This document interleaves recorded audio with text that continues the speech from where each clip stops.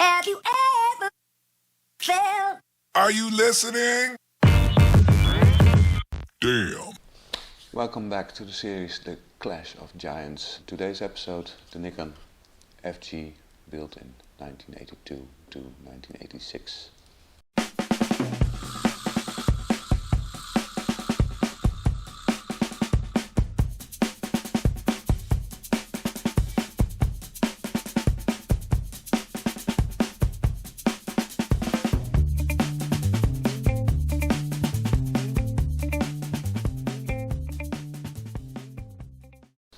This is about the period where Canon, Minolta, Nikon and Olympus were fighting each other for the interest of consumers for their new high-tech cameras. High-tech as in more automation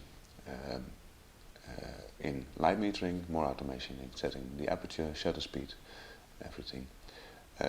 Things we find very common in cameras nowadays, but then just because integrated circuits ICs were developed and were small enough to fit in cameras like the Canon A1 and this beauty, the Nikon FG, were able to give functionality to the consumer, to the photographer, so that they didn't have to worry about camera settings.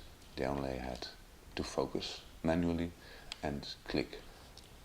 Okay, this camera, this Nikon FG, is a little bit less sophisticated than the Canon A1.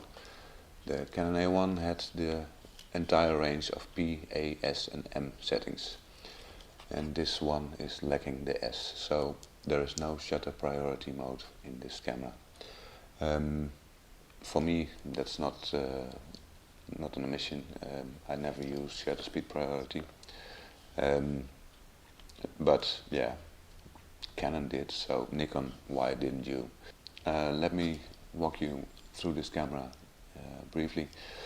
On top we have the shutter speed dial and of course the film winder, like that. There is a little switch here. That switch is used to set the audio on and off. Yeah, audio. If there is too little light, the camera will beep to tell you there is too little light, and yes, you could take the picture, but the shutter speed will be very slow. On the left hand side we have the ISO setting dial. To turn it you have to lift this ring and then you can change the ISO setting, ASA setting. That same dial is used for exposure compensation. To do so you have to push this little knob and then you can turn this wheel for exposure compensation. Yeah, it works. Imagine taking the picture and then having the camera this way. I'm not sure, but okay, it works. It stops up to 2 stops down and 2 stops up, and it has an automatic exposure compensation, and that is this little button here. This will stop the aperture and or speed, depending on what setting you are. If you are in aperture priority, then it will stop down the speed 2 stops, and if you're in program mode, then it will stop the aperture 1 stop down and the shutter speed 1 stop down. Yeah, I think it's a nice feature. It's for those just-in-time corrections you need to make, and it avoids for having you doing such thing. It has shutter speeds from bulb up to 1/1000th of a second, and that's pretty common for those days. It needs a battery, of course, for light metering, and it needs a battery for the shutter. There's only one shutter speed, the 90th of a second, and that can be used without battery. So if battery is low or empty and there is still film in there, you can click away, but then you have to adjust all the settings to the 90th of a second. That is the same speed that is used for flash sync. Talking about flash, there is a standard hot shoe here, still standard. Sony tried, and Minolta tried to change the standard, but eventually everybody is using that hot shoe now. I'm very pleased about that. But there is no sync port here, so if you want to shoot flash off camera, then you have to add an adapter here with the sync port. Nikon was the first, I think. Minolta or Olympus was earlier, but in this type of cameras, Nikon was the first to have an TTL OTF flash metering. And what does that mean? TTL is through the lens and OTF is off the film. So the light reflected on the film plane is measured to adjust aperture and shutter speed settings. Of course, that's a more precise way to measure the flashlight than the way of metering on the flash itself. I mean, there is a lens between the film and the flash light, so this will take away a certain amount of light, and that will so the results will be different than when you measure it on top of the camera on the flash itself.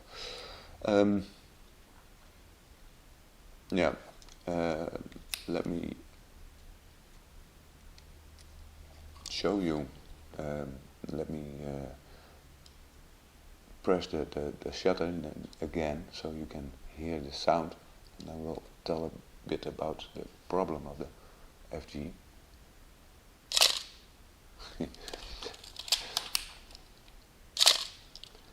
It sounds like the mirror is wobbling, and if you hear it closely, then the shutter curtain itself doesn't sound that good either. These cameras are famous because of their bad build quality. I've controlled these, or I checked these shutter speeds on this camera, and they still are correct. But to say I trust this camera, no. And that is mainly due because of the fact that light metering, which you can see through the viewfinder, the LEDs are very weak. Even with new batteries, the LEDs are not easy to see. It's like dark red on a dark black background. Well, so much for contrast.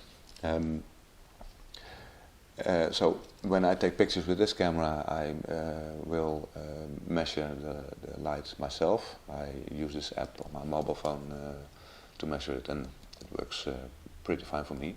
And I will always use manual mode. So I'll set the aperture the way I want it, and I set the shutter speed that is needed for that aperture. And yeah, for me as a street photographer, that's the only way to use this camera. Because in some cases it might be beautiful, but in most cases I don't want blur in my image, and I want to make sure that the depth of field is correct. So yeah, that's it for this camera, I guess. Not that much to tell about in comparison to the Canon A1. But yeah, I will end by saying I like the looks of the camera, I like the feel of the camera, and it's a pity that the build quality is not that good. Yeah, I've shot I think 2 or 3 rolls with this camera, and to be honest, if I have to make a choice for a photo walk between the Canon A1 and the Nikon FG, I don't have to think that much. It's always the A1. Thank you for watching, and I hope you enjoyed this video. If you have any questions, please leave them in the comments below. If you didn't do so, please subscribe. There are some openings in the workshop April 16th. If you want to join, go over to my website and enroll. Yeah, that's about it. Hope to see you next time. Bye. No, no.